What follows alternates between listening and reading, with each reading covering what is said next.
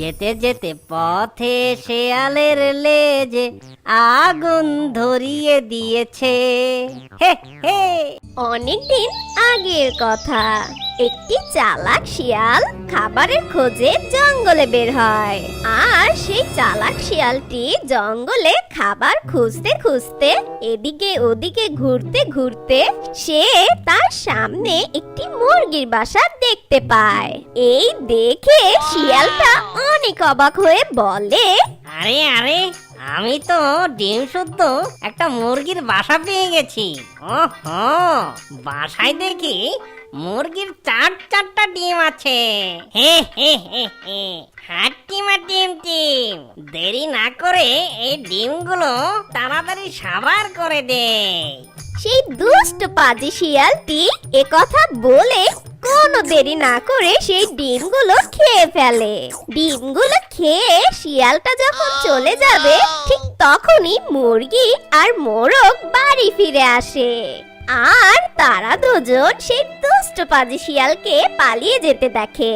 এই দেখে মা মুরগিটা বলে, আরে আরে, আমার কি পোড়া কপাল!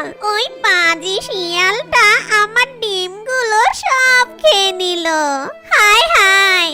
মুরগির কথা শুনে মোরগ বলে, এই শিয়ালটা অনেক বদমাস। ডিমগুলো যতই লুকিয়ে রাখি না কেন, এই বজ্জাত শিয়ালটা ঠিকই খুঁজে বের করে আর আমাদের ডিমগুলো খেয়ে নেয়।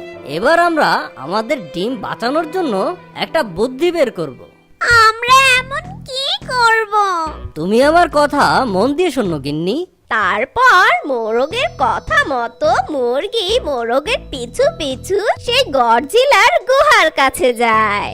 আর গডজিলার গুহার পাশে গিয়ে মোরগ একটি নতুন বাসা তৈরি করে।